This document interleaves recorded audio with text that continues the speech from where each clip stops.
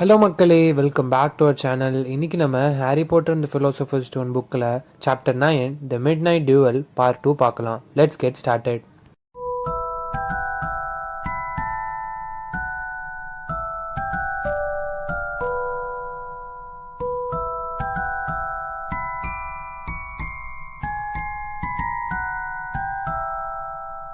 Last பார்ட்டில் ஹாரியை McGonagall வந்து கூப்பிட்டு போயிட்டு இருந்தாங்க. அதுக்கப்புறம் என்ன நடந்துச்சுன்னு பார்க்கலாம்.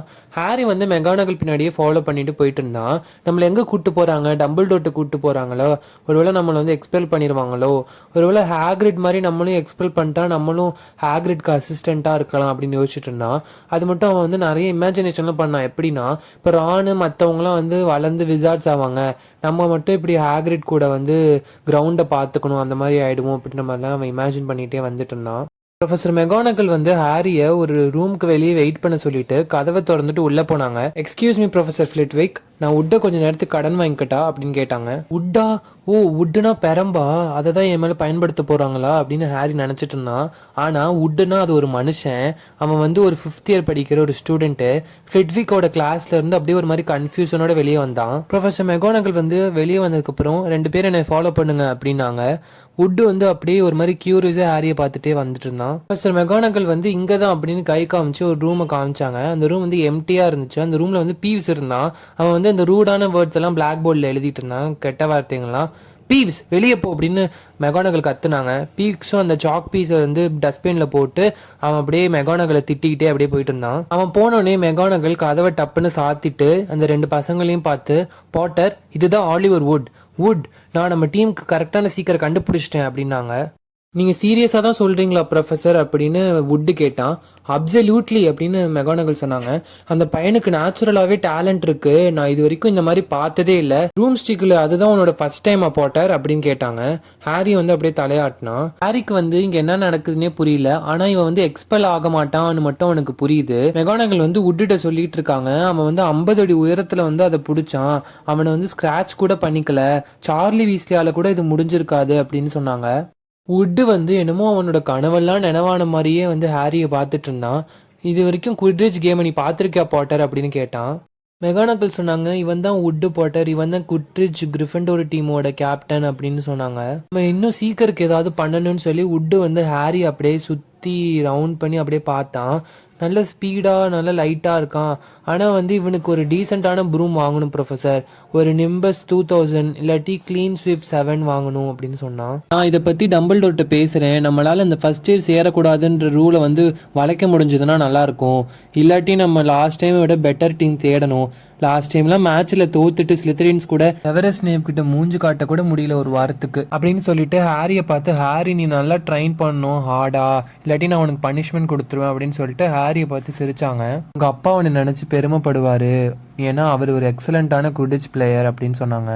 நீங்கள் ஜோக் தான் பண்ணுறீங்கன்னு ஹாரி சொன்னான். அதுக்கப்புறம் டின்னர் டைம் வந்துருச்சு. ஹாரி வந்து இது எல்லா விஷயத்தையும் ரான்ட்ட வந்து சொல்லிட்டு இருந்தான். மெகானகல் இது மாதிரி சொன்னது எல்லாமே சொல்லிட்டு இருந்தான். ரான் வந்து அப்போ வந்து ஒரு கிட்னி பையை வந்து அவன் பாதி சாப்பிட்டுட்டு இருந்தான், வாய்க்குள்ளே அப்படியே போட்டுட்டு இருந்தான். சீக்கிரா, ஆனால் ஃபஸ்ட் இயர்ஸ்லாம் குவிடிச்சில் சேர்க்க மாட்டாங்களே, அப்படின்னா நீ தான் ரொம்ப யங்கஸ்டான பிளேயர் அப்படின்னா. ஆமாம், இந்த நூற்றாண்டுலேயே நான் தான் யங்கஸ்டான பிளேயர் அப்படின்னு ஹாரி சொன்னான். வுட்டு தான் என்கிட்ட சொன்னான் அப்படின்னு சொன்னான். இது சொல்லிட்டு இருக்கும்போதே ஹாரியும் வந்து அந்த பையெல்லாம் எடுத்து சாப்பிட்டுட்டு இருந்தான். அவன் வந்து எக்ஸைட் ஆகி அவனுக்கு வந்து ரொம்ப பசி வந்துடுச்சு. ராணுமே ரொம்ப சந்தோஷப்பட்டான்.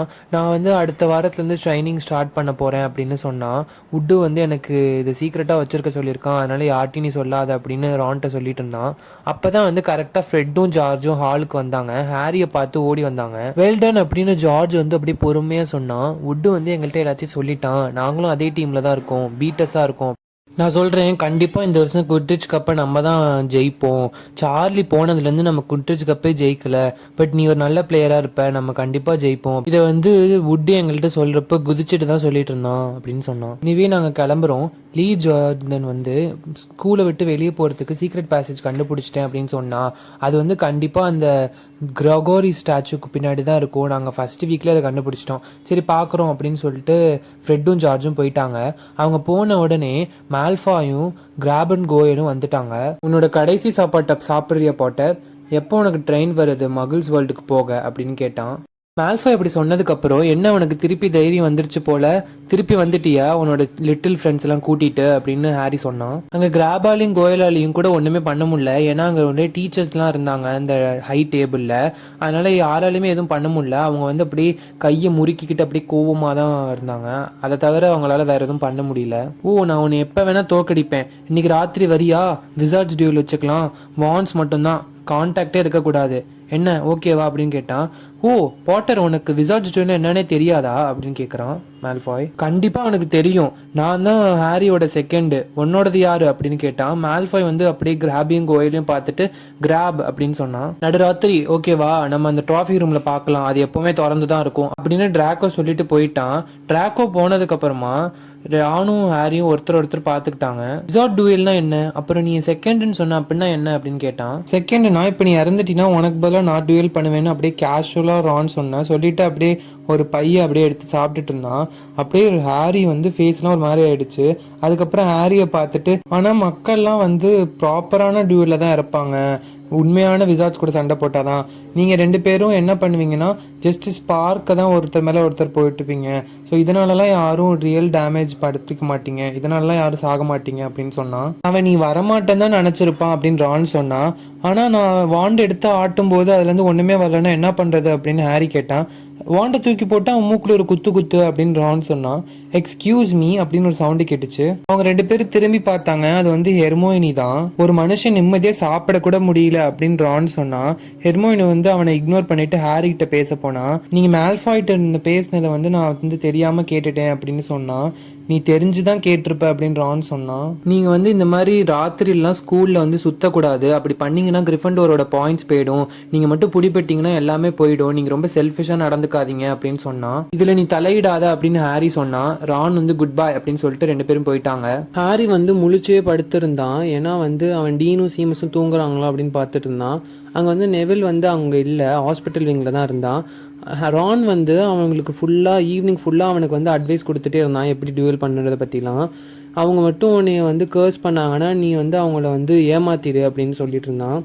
எனக்கு வந்து அவங்களை எப்படி தடுக்கணுன்றது மறந்து போயிடுச்சு அப்படின்லாம் சொல்லிட்டு இருந்தான். ஹாரி வந்து இப்போது வந்து இன்னொரு ரூலை வந்து பிரேக் பண்ண போகிறான்.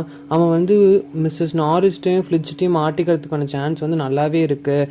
அதனால் அவன் வந்து லக்கை வந்து இருக்கணும்னு வேண்டிக்கிட்டான். ரான் வந்து 11 மணி ஆனோடனே வா போகலான்னு ஹாரியை கூப்பிட்றான். 2 பேரும் ட்ரெஸ் எல்லாம் சரி பண்ணிட்டு அவங்களோட வான்ஸை எடுத்துட்டு கிரிஃபண்டோர் காமன் ரூமுக்கு வராங்க. அங்கே வந்து கொஞ்சம் தான் அந்த ஃபயர் பிளேஸ் வந்து நெருப்பு இருந்துச்சு. அந்த ஆர்ம் சேர்ஸ் எல்லாமே வந்து நல்ல ஷேடோவாக ரொம்ப இருட்டாக இருந்துச்சு. அவங்க எப்படியோ வந்து அந்த ஹோல் கிட்ட போயிட்டாங்க. அப்போ ஒரு வாய்ஸ் கேட்டுச்சு, ஹாரி நீ இதை பண்ண போறேன்னு என்னால் நம்பவே முடியல அப்படின்னு அந்த ஆர்ம் சேர் பக்கத்தில் ஷேடோவில் கேட்டுச்சு. அதை பார்த்தா நம்ம ஹெர்மோயினி, அவள் வந்து ஒரு பிங்க் கலர் ட்ரெஸ் போட்டிருந்தா. நீயா அப்படின்னு ரான் கேட்டான். போய் பெட்டுக்கு போ அப்படின்னு ரான் சொன்னான். நான் ஆல்மோஸ்ட் அவங்க பிரதர்கிட்ட சொல்லிட்டேன், அவன் தானே ப்ரீஃபெக்ட் பெர்சி, அவன் வந்து உங்களை ஸ்டாப் பண்ணுவான், அவனால தான் உங்களை ஸ்டாப் பண்ண முடியும் அப்படின்னு சொன்னான் ஹெர்மோயினி. ஹாரியெல்லாம் நம்பவே முடியல, ஒருத்தவங்களால இவ்வளோ இன்டர்ஃபியர் பண்ண முடியுமா அப்படின்னு. கமான் அப்படின்ட்டு ஹாரி ரானை கூப்பிட்டு போனா. 2 பேரும் அந்த போர்ட்ரேட்ல இருந்து வெளியே வந்துட்டாங்க அந்த ஹோல் வழியா. ஹெர்மோயினி வந்து அவங்கள ஃபாலோ பண்ணி வெளியே வந்தா. உங்களுக்கு கிரிஃபண்டோர் பற்றி கொஞ்சம் கூட கவலையே இல்லை, நீங்கள் எப்போவுமே உங்களை பற்றி மட்டும்தான் கவலைப்படுறீங்க. எனக்கு வந்து ஸ்லித்தரின் இந்த வருஷம் ஹவுஸ் கப்பை வாங்கக்கூடாது. நான் கஷ்டப்பட்டு ப்ரொஃபஸர் மெகானகல்கிட்ட நான் ஸ்விட்சிங் ஸ்பெல் தெரிஞ்சதுக்காக ஹவுஸ் பாயிண்ட்ஸ் வாங்கி வச்சா நீங்கள் எல்லாத்தையும் அதுக்கு எடுத்துருவீங்க போலயே அப்படின்னு ஹெர்மோயினி சொன்னா. உடனே ரான் வந்து போ அங்கே அப்படின்னு சொன்னான். ஆல்ரைட், நான் உங்களை வார்ன் பண்ணிட்டேன், நான் சொன்னதெல்லாம் நாளைக்கு நீங்கள் வீட்டுக்கு ட்ரெயினில் போகும்போது ஞாபகப்படுத்தி பார்ப்பீங்க அப்படின்னு சொல்லிட்டு போனான். அவள் பின்னாடி திரும்பி அந்த ஃப்ளாட் லேடி இருந்த அந்த போர்ட்ரேட்டை பார்த்தா அது எம்டியாக இருக்குது. ஏன்னா ஃப்ளாட் லேடி எப்போவுமே நைட் டைம் ஆனால் அவங்க பக்கத்தில் வந்து வேறு போர்ட்ரேட்டுக்கு போயிடுவாங்க. அதனால ஹெர்மோனி அந்த கிரிஃபண்டோர் டவருக்கு வெளியவே மாட்டிக்கிட்டா. இப்போ நான் என்ன பண்றது அப்படின்னு கேட்டா, அது ஓம் பிரச்சனை, நாங்க போறோம், எங்களுக்கு லேட் ஆகுது அப்படின்னு ரான் சொன்னான். அவங்க 2 பேரும் அந்த காரிடோரோட முனைக்கு போறதுக்கு முன்னாடியே ஹெர்மோனி நானும் உங்க கூட வரேன் அப்படின்னு சொன்னான். நீலாம் எங்க கூட வரக்கூடாதுன்னு ரான் சொல்லவே, அப்படியா அப்ப ஃபிளிட்ஜ் வர வரைக்கும் நான் இங்கேயே வெயிட் பண்ணிட்டு இருக்கணுமா, அவர் மட்டும் என்னை பிடிச்சாருன்னா நம்ம 3 பேரும் மாட்டிக்கிட்டோம்னா நான் உங்களை நிறுத்த போனேன், நீங்க 2 பேரும் தான் போயிட்டீங்க அப்படின்னு நான் உங்களையும் போட்டு கொடுத்துருவேன் அப்படின்னு சொன்னா. நீ ரொம்ப மோசம் அப்படின்னு ரான் சொன்னான். 2 பேரும் வாயை மூடுங்க, எனக்கு ஏதோ கேக்குது அப்படின்னு ஹாரி சொன்னான். மிஸ்ஸஸ் நாரிஸா அப்படின்னு ரான் கேட்டான். இல்லை இது ஏதோ வேற என்னமோ அப்படின்னு சொன்னான். அங்கே பார்த்தா அது மிஸ்ஸஸ் நாரிஸ் கிடையாது, நெவில். அவன் தான் அந்த ஃப்ளோரில் வந்து படுத்துட்டு இருந்தான். அவன் வந்து டக்குன்னு இவங்க சவுண்டு கேட்டோன்னே எந்திரிச்சு நின்றுட்டான். நல்ல வேலை நீங்கள் என்னை கண்டுபிடிச்சிங்க, நான் மணிக்கணக்காக இங்கே படுத்து கிடக்கேன், நான் வந்து நம்ம ரூமுக்கு போகிறதுக்கான பாஸ்வேர்டை மறந்துட்டேன் அப்படின்னு சொன்னான். ஓ அப்படியா நெவில், பாஸ்வேர்டு வந்து பிக்ஸ் நாட்டு. ஆனால் அதுக்கு இப்போ எந்த பிரயோஜனமும் இல்லை, ஏன்னா அது உனக்கு உதவாது. ஏன்னா ஃபேட் லேடி வந்து இப்போ வேற எங்கேயோ போயிட்டாங்க அப்படின்னா. ஹாரி வந்து நெவில்ட்டும் கை எப்படி இருக்கு அப்படின்னு கேட்டான். நெவில் பரவாயில்ல மேடம், பாம்ஃப்ரே வந்து சரி பண்ணிட்டாங்க அப்படின்னு சொன்னான். ஓகே நெகில், நாங்கள் இப்போ ஒரு இடத்துக்கு போயிட்டு இருக்கோம், நாங்கள் உன்னை அப்புறமா பார்க்குறோம் அப்படின்னு சொன்னால். என்னை விட்டுட்டு போகாதீங்க அப்படின்னு நெவிலுவே வந்து சொன்னான். எனக்கு வந்து இங்கே தனியாக இருக்க பயமாக இருக்குது, பிளட்டி பேரன் வேறு 2 தடவை இங்கே பாஸ் பண்ணி போயிட்டாரு அப்படின்னு சொன்னான்.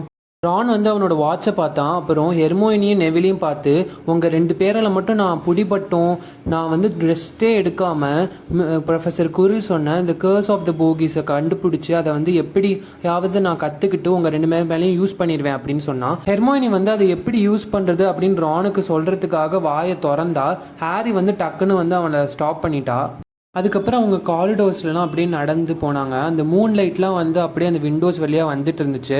ஹாரி வந்து ஒவ்வொரு அடியிலையுமே வந்து ஃப்ளிட்சு, மிஸ்ஸஸ் நாரிஸ் யாராவது இருப்பாங்களா ஒவ்வொரு தடவை திரும்ப எப்பவுமே பார்த்துட்டு இருந்தான். ஆனால் அவங்க ரொம்ப லக்கி, ஏன்னா 2 பேருமே வரலை. அவங்க எப்படியோ அந்த ஸ்டேர் கேஸில் மேலே ஏறி 3rd ஃப்ளோரில் இருக்கிற அந்த ட்ராஃபி ரூமுக்கு போயிட்டாங்க. மால்ஃபாயும் கிராபும் அங்கே இன்னும் வரல. அந்த கிறிஸ்டல் ட்ராஃபீஸ் அப்படிலாம் அந்த மூன்லைட் பட்டு மின்னிட்டு இருந்துச்சு. கப்ஸு, ஷீல்டுஸு, அதுக்கப்புறம் அந்த ஸ்டாச்சூஸு எல்லாமே சில்வரில் கோல்டெலாம் இருந்துச்சு. அவங்க வந்து அந்த செவத்துக்கிட்ட நின்றுட்டு அந்த ரூமோட கதவுல பார்த்துட்டு இருந்தாங்க மால்ஃபாய் வரானான்னு. ஹாரி வந்து அவனோட வாண்டை வந்து எடுத்து வச்சுக்கிட்டான். உங்களுக்கு பக்கத்தில் ரூம்லேருந்து ஒரு சவுண்டு கேட்டுச்சு. ஹாரி அந்த சவுண்டு கேட்டோன்னா என்னோட வாண்டை வந்து உயர்த்தினான். ஆனால் அது பார்த்தா அது மால்ஃபாய் இல்லை. நல்லா தேடு மை ஸ்வீட், இங்கே தான் எங்கேயாவது அவங்க கார்னரில் ஒளிஞ்சிருப்பாங்க அப்படின்னு ஃப்ளிட்சு வந்து அவங்க பூனை மிஸ்ஸஸ் நாரிஸ்ட்டை பேசினது தான் அது. ஹாரிக்கு வந்து டக்குன்னு ஒரு மாதிரி ஆயிடுச்சு. எல்லாரையும் அவனை ஃபாலோ பண்ண சொல்லிவிட்டு அப்படியே மெதுவாக அவங்க அப்படியே அந்த ரூம்லேருந்து வெளியே போயிட்டு இருந்தாங்க. கடைசியாக வந்து நெவிலோட ரோப்ஸ் வந்து கரெக்டாக அவர் வந்து அந்த ரூம்குள்ளே நுழையிறப்போ அப்படியே மறைஞ்சிருச்சு. அவர் ரூம்குள்ளே வந்ததுக்கப்புறம் எங்கேயாவது ஒளிஞ்சிருப்பாங்க, நல்லா தேடு அப்படின்னு அவர் பூனைகிட்ட சொல்லிட்டு இருந்தாரு. நெவில் வந்து டக்குன்னு பயத்தில் கத்திட்டு டக்குன்னு ஓட ட்ரை பண்ணான். அப்போ வந்து அப்படியே ரானோட இடுப்பை பிடிச்சிட்டு அப்படியே 2 பேரும் அந்த ஆர்மரில் விழுந்துட்டாங்க. இந்த சத்தம் வந்து ஒட்டுமொத்த கேஸ்லேயே எழுப்புற அளவுக்கு பெருசாக இருந்துச்சு. உடனே ஹாரி வந்து ரன் அப்படின்னு கத்துனா 4 பேர் வேகமாக ஓடிட்டு இருந்தாங்க. பின்னாடி ஃப்ளிட்சு துரத்திட்டு வராரான்னு கூட பார்க்காம அப்படி ஓடிட்டு இருந்தாங்க. ஹாரி தான் எல்லாரையும் லீட் பண்ணி கூட்டிகிட்டு போயிட்டு இருந்தான். ஆனால் அவனுக்கு எங்கே போகிறோம் எங்கே இருக்கோன்னு தெரியல. அவங்க போயிட்டே இருந்தாங்க. ஹாரி தான் அவங்கள லீட் பண்ணி கூப்பிட்டு போகிறான். ஆனால் அவனுக்கு எங்கே இருக்கோம் எங்கே போகிறோன்னு தெரில. நடுவில் ஒரு ரகசிய வழி வந்துச்சு, அதை ஃபாலோ பண்ணி போனாங்க. அது வந்து சார்ம்ஸ் கிளாஸ் பக்கத்தில் வந்துச்சு. சார்ம்ஸ் கிளாஸ்க்கும் ட்ராஃபி ரூமுக்கும் ஒரு மைல்ஸ் தூரம் இருக்குது. ஹாரி வந்து வேகமாக ஓடி வந்ததில் மூச்சு வாங்கிட்டு இருந்தான். அவன் நெத்தியெல்லாம் தொடச்சிட்டு இருந்தான். நெவிலுமே வந்து ரொம்ப டயர்டாக இருந்தான். ஹெர்மோயினி சொன்னா, நான் உங்கள்கிட்ட ஏற்கனவே சொன்னேன்ல அப்படின்னு. ரான் சொன்னா, நம்ம இப்போ எப்படியாவது கிரிஃபண்டோர் டவருக்கு போகணும் அப்படின்னு சொன்னா. அப்போ திருப்பி ஹெர்மோயினி சொன்னா, நான் தான் உங்கள்கிட்ட சொன்னேன்ல மால்ஃபாய் வந்து உங்களை ஏமாத்துறான் அப்படின்னு ஹாரிட்ட சொல்லிட்டு இருந்தான். ஹாரி, நீ வந்து யோசிக்கவே இல்லையா? மால்ஃபாய் வந்து உன்னை மீட் பண்ண போகிறதே இல்லை. அவன் வந்து ஃப்ளிட்சிட்ட வந்து சொல்லியிருக்கான் நீ இங்கே வரப்போகிற அப்படின்னு. அதனால தான் ஃப்ளிட்சும் கரெக்டாக அந்த இடத்துக்கு தேடி வந்திருக்காரு அப்படின்னு சொன்னான். ஹாரிக்கு அவள் சொல்கிறது கரெக்டாக தான் தோணுது. ஆனால் அவன் வந்து எதுவும் சொல்லலை அவள்கிட்ட. லெட்ஸ் கோ அப்படின்னு அவங்க போகலான்னு இருக்கும்போது ஒரு கிளாஸ் ரூம் வழியாக ஒன்று வந்துச்சு. என்னன்னு பார்த்தா அது வந்து பீவ்ஸ் பார்த்துட்டு கத்துச்சு, ஷட்டப் பீவ்ஸ் ப்ளீஸ், நீ எங்களை மாட்டி விட்ருவ அப்படின்னு சொன்னோடனே பீஸ் வந்து சிரிச்சுது. என்ன நடுராத்திரியில் சுற்றிக்கிட்டு இருக்கீங்களா ஃபஸ்ட்டீஸ், மாட்டிக்க போகிறீங்க நீங்கள் அப்படின்னு சொல்லிச்சு. நான் வந்து ஃப்ளிட்சிட்ட சொல்ல போகிறேன் அப்படின்னு பீவ் சொல்லிச்சு. போ, இங்கே வழியை விட்டு போ அப்படின்னு ரான் வந்து அந்த பீவ்ஸை உரைச்சிட்டு போனான். அதுதான் அவன் பண்ண பெரிய மிஸ்டேக்கு. உடனே பீவ்ஸ் வந்து ஸ்டூடெண்ட்ஸ் வந்து பெட்டை விட்டு வெளியே இருக்காங்க, அவங்க வந்து சார்ம்ஸ் காரிடோரில் வந்து சுற்றிக்கிட்டு இருக்காங்க, பெட்டை விட்டு வெளியே வந்து கத்த ஆரம்பிச்சிருச்சு. அவங்க பீவ்ஸ்க்கு கீழே போய் அப்படியே வந்து ஓடுன்னு ஓடினாங்க. அந்த காரிடோரில் எண்டுக்கு வந்துட்டாங்க. அங்கே ஒரு டோர் இருந்துச்சு. எல்லாரும் அதை தட்டிக்கிட்டு இருந்தாங்க, அதை வந்து புஷ் பண்ணிட்டு இருந்தாங்க. ஆனால் எந்த ஒரு யூஸுமே இல்லாத க்ளோஸாக இருந்துச்சு. அவங்களால வந்து ஃபுட் ஸ்டெப்ஸ் எல்லாம் கேட்க முடிஞ்சு. ஏன்னா வந்து ஃப்ளிட்ச் அவ்வளோ வேகமாக ஓடி விட்டு இருந்தாரு பீவ்ஸ் கத்துற இடத்த நோக்கி. ஹெர்மோயின் வந்து உடனே தள்ளுங்க அப்படின்னு சொல்லி ஹாரியோட வாண்டை வாங்கி அலோகமோரான்னு மந்திரத்தை போட்டு அந்த மூடி இந்த கதவை திறந்துட்டா. அவங்கெல்லாம் டக்குன்னு உள்ள போயிட்டு டக்குன்னு கதவை சாத்தி அவங்க காதில் வச்சு கேட்டுட்டு இருந்தாங்க என்ன நடக்குதுன்னு. எந்த வழியாக போனாங்க பீவ்ஸ், சொல்லு சீக்கிரம் சொல்லு அப்படின்னோடனே, நீங்கள் ப்ளீஸ்ன்னு சொன்னால் தான் நான் சொல்லுவேன் அப்படின்னு சொல்லிச்சு. இப்போ விளாடாத பீவ்ஸ், எனக்கு உடனே சொல்லு எங்கே போனாங்க அப்படின்னு கேட்டது. நான் சொல்ல மாட்டேன், நீங்கள் ப்ளீஸ்ன்னு சொன்னால் தான் நான் சொல்லுவேன் அப்படின்னு சொன்னேன். சரி ஓகே ப்ளீஸ் அப்படின்னு சொன்னார் ஃப்ளிட்சு. ஆனாலும் ஒன்றுமே இல்லை அப்படின்னு சொல்லிட்டு சிரிச்சுட்டு அது போயிடுச்சு. அந்த பீஸ் போனோடனே ஃப்ளிட்சும் போயிட்டாரு. ஹாரி சொன்னால், இவர் இந்த டோர் க்ளோஸாக இருக்குன்னு நினச்சிக்கிட்டாரு போல, நம்ம தப்பிச்சோம் அப்படின்னா. நெவில் வந்து ஹாரியோட க்ளோக்ஸை பிடிச்சி இழுத்துட்டே இருந்தான். என்னன்னு அவன் கேட்கல. அதுக்கப்புறம் கடைசியாக ஹாரி வந்து என்னதான் அப்படின்னு சொல்லி கேட்டான். ஹாரி திரும்பி பார்த்தா அவங்க ரொம்ப பெரிய ஒன்று இருந்துச்சு. இது வரைக்கும் நடந்ததுலேயே ரொம்ப மோசமான கொடுங்கனவு மாதிரி அது இருந்துச்சு. அவங்க வந்து அந்த தடை செய்யப்பட்ட காரிடோருக்குள்ளே போயிட்டாங்க. இப்போதான் புரியுது ஏன் அதை வந்து தடை செய்யப்பட்டதுன்னு சொன்னாங்கன்னு ஹாரிக்கு. அங்கே வந்து ஒரு மான்ஸ்டர் மாதிரி ஒரு 3 தலை நாய் அவ்வளோ பெருசாக சீலிங்க்கும் தரைக்கும் நடுவில் அவ்வளோ பெருசாக இருந்துச்சு. அதோட கண்கள்லாம் ரொம்ப கொடூரமாக இருந்துச்சு. அதுக்கு 3 மூக்கு வேறு இருந்துச்சு. அது எல்லாமே ஒரே டைரெக்ஷனில் பார்த்துட்டு இருந்துச்சு. அது அப்படியே அதோட சலைவாலாம் அப்படியே வலிஞ்சிட்டு இருந்துச்சு. அதுக்கப்புறம் இன்னும் ஏன் அதுங்க வந்து அமைதியாக இருக்குன்னு ஹாரிக்கு அப்போ தான் புரிஞ்சுது. ஏன்னா அவங்க சடனாக வந்தது அதுங்களுக்கு புரியல. அதோட 6 கண்ணுமே வந்து இவங்கள தான் பார்த்துட்டு இருந்துச்சு. அதுக்கப்புறம் அவங்கெல்லாம் பின்னாடி விழுந்துட்டாங்க. அதுக்கப்புறம் ஹாரி வந்து அந்த டோரை திறந்தான். எல்லாம் அப்படியே தலை தெறிக்க ஓடினாங்க. அவங்க அப்படியே பறக்கிற மாதிரி ஓடினாங்க. அவங்க டக்கு டக்குன்னு கீழே போகும்போது அவங்க ஃப்ளிட்சை பார்க்கவே இல்லை. மேபி அவர் வேற எங்கேயாவது தேடிட்டு இருப்பாருன்னு அவங்க எவ்வளோ வேகமாக முடியுமோ அவ்வளோ வேகமாக ஓடினாங்க. அவங்க வந்து நிறுத்தவே இல்லை எந்த இடத்துலையும். அது எது வரைக்கும்னா அந்த ஃபேட் லேடி இருக்கிற போர்ட்ரேட் வந்து 7th ஃப்ளோரில் இருக்குது. அது வரைக்கும் ஓடிட்டே இருந்தாங்க. எங்கே இருந்தீங்க இவ்வளோ நேரம் அப்படின்னு அவள் கேட்டா. அதெல்லாம் இப்போதைக்கு கேட்காதீங்க, பிக்ஸ் நாட்னு ஹாரி வந்து சொல்லிட்டு இருந்தான். அவங்க உள்ளே வந்தோடனே வேக வேகமாக எல்லோரும் போய் அந்த ஆர்ம் சேரில் உட்காந்துக்கிட்டாங்க. நெவில்லாம் வந்து இனிமேல் பேசவே மாட்டேன் அப்படின்ற மாதிரி அவன் உட்காந்துட்டான். அதுக்கப்புறம் கடைசியாக வந்து இந்த இவ்வளோ பெரிய ஒரு நாய் இவங்க வச்சு என்ன பண்ண போகிறாங்க ஸ்கூலில் அப்படின்னு ரான் கேட்டான். அதுக்கப்புறம் ஹெர்மைனி கோவமாக கேட்டா, நீங்கள் உங்கள் கண்ணெல்லாம் யூஸ் பண்ணவே மாட்டிங்களா? அது எது மேலே நின்றுட்டு இருந்துச்சுன்னு பார்த்தீங்களா இல்லையா அப்படின்னு கேட்டா. தரை மேலே தானே நின்றுட்டு இருந்துச்சு, நான் அதோடைய காலெல்லாம் பார்க்கல, நான் அது தலையை தான் பார்த்துட்டு இருந்தேன்னு ஹாரி சொன்னான். அது ஃப்ளோர் மேலே நிற்கல, அது வந்து ட்ராப் டோர் மேலே நின்றுச்சு, அது எதையோ பாதுகாத்துட்ருக்கு அப்படின்னு அவன் சொன்னான். நீங்களாம் என்னமோ பண்ணுங்க, நம்ம இந்நேரம் செத்தே போயிருப்போம், இல்லாட்டி நம்மளை எக்ஸ்பெலே பண்ணியிருப்பாங்க. நான் தூங்க போகிறேன், உங்களுக்கு யாருக்கா ஆட்சேபணம் இருக்கா அப்படின்னு கேட்டால். ரான் வந்து ஏதோ சொல்ல வரத்துக்குள்ள ஹாரி வந்து இல்லை எங்களுக்கு எதுவும் இல்லை, நீ போய் தூங்கு அப்படின்னு சொன்னான். அதுக்கப்புறம் ஹெர்மைனி போனதுக்கப்புறம் ரான் வந்து ஏதோ நம்மளா இவளை இழுத்து கூட்டிகிட்டு போனோம் அப்படின்னு மாதிரி கேட்டான். பட் ஹெர்மைனி சொன்னது வந்து ஹாரியை ரொம்ப திங்க் பண்ண வச்சுது. என்னன்னா அப்போ அது ஏதோ பாதுகாத்துட்ருக்கு அப்படின்றது ஹாரிக்கு தோணுச்சு. ஹாக்ரிட் என்ன சொன்னார், கிரிங்காட்ஸ் தான் வந்து உங்களோட பொருட்கள்லாம் வைக்க சேஃபஸ்ட் பிளேஸு எக்ஸப்ட் ஹாக்வர்ட்ஸ் அப்படின்னார்ல. அப்போ தான் ஹாரிக்கு புரிய வருது, ஹாக்ரிட் வந்துட்டு வந்த அந்த பார்சல் வந்து இப்போ வந்து ஹாக்வர்ட்ஸில் தான் இருக்குது, அது கீழே தான் இருக்குது அப்படின்னு சொல்லி அவன் நினைக்கிறான். இதுக்கப்புறம் என்னாச்சுன்றதெல்லாம் நம்ம சாப்டர் 10 பார்க்கலாம். Until then stay tune.